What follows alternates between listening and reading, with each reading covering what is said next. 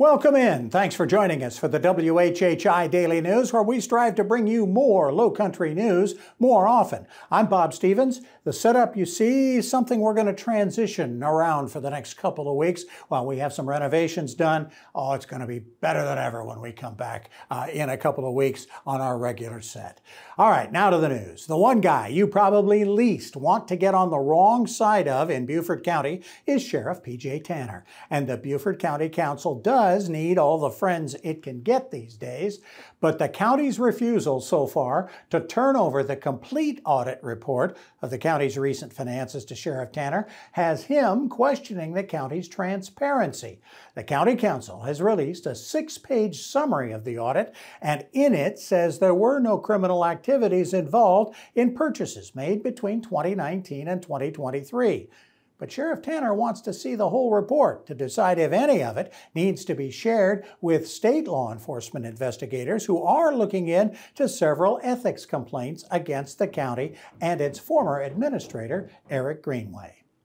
The Jasper County School Board meeting called for Monday afternoon expected to shed some light into the sidelining of Superintendent Rochelle Anderson. Schools are set to open in less than 3 weeks. Anderson says she learned about her administrative leave from the media, not the board, and has denied any wrongdoing. The board has not explained why Anderson was put on leave or even who is investigating whatever it is she did wrong. Anderson does have a checkered past from a previous position as a superintendent in Florence County, and the Charleston Post and Courier has investigated, indicating the chronically poor district has spent more than $228,000 on trips to Jamaica, India, Colombia, and Puerto Rico in the last 3 years. The painfully slow process of creating workforce housing on Hilton Head Island finally moving forward again with a development agreement for an apartment complex of between 150 and 170 units near the island's North End post office. The Northpointe project will have 1-, 2-, and 3-bedroom units with rental rates that should be attainable by those with incomes of between about $60,000 and $144,000 a year. More than half the project will cater to teachers, law enforcement, hospitality workers, and healthcare providers who must work on the island to qualify. The deal with on-street residential out of Atlanta could see construction begin next summer, with occupancy beginning by the end of 2026.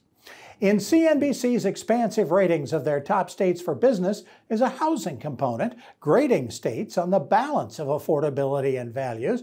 It rates South Carolina as the second best state in the country for housing, only behind Florida, saying housing in the state remains relatively affordable despite rising prices, and says inventory levels are rising, though it also says foreclosures are a little bit on the high side.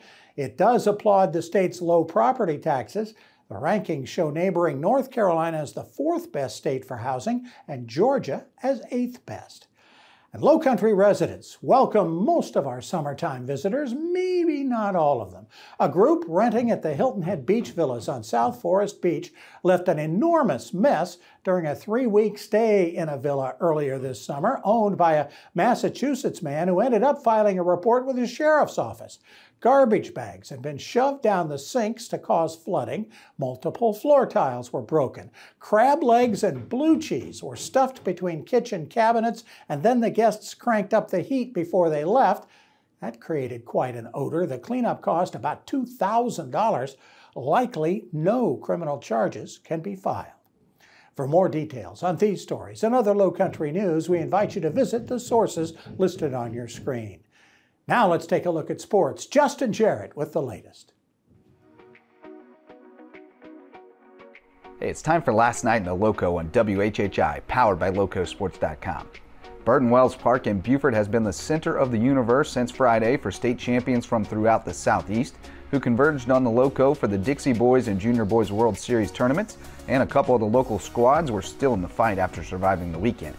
Beaufort County's 13 and under All-Stars dropped their opener to a powerful squad from Texas, but the hosts bounced back to win 2 elimination games Sunday, sending the Tennessee state champs home with a 7-2 win and beating Team Florida 6-2 to advance to another elimination game against North Carolina this afternoon. The Tri-County All-Stars, made up of players from Hampton, Barnwell, and Bamberg counties, knocked out the 14 and under Beaufort County squad in a one-run battle and ousted Virginia later in the day to earn a date with Dothan, Alabama in an elimination game this afternoon.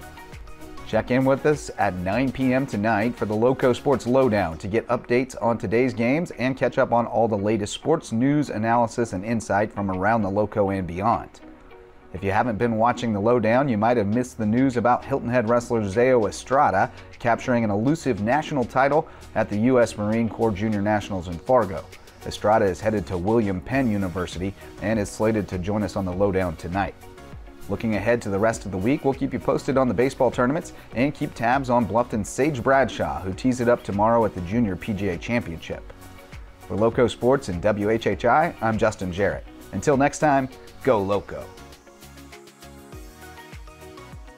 Maria Soden got it right over the weekend. We did not get any rain on Sunday. What are we looking at during the week in our Lowcountry Crawl Spaces weather update? Thanks, Bob. Yep, so taking a look ahead, this week it does look like we're going to see the return of thunderstorms throughout the day, but they should be clearing up by the evening. So taking a look at Tuesday, it's going to be sunny to partly cloudy with a few scattered showers and thunderstorms throughout the day. These are going to continue on into the evening. Hillness have a high 88, a low of 75. Bluffton's have a high 89, a low of 73. And Beaufort's have a high 90 and a low of 74. The sunrise for Tuesday is going to be at 6:37 and sunset's going to be at 8:21. Taking a look at the tides, low tides going to be at 12:39 p.m. and high tides going to be at 5:57 p.m.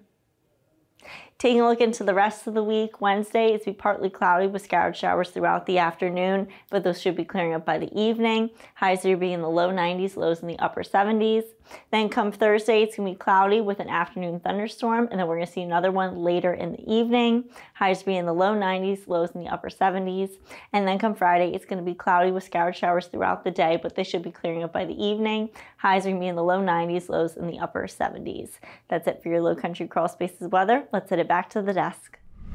Still to come on the WHHI Daily News, we're going to discuss how video games can affect your child's hearing, and not just now, but long term. We're also going to give you a little golf lesson. But up next, a special award for a Lowcountry teacher teaching about the Holocaust. Stay with us.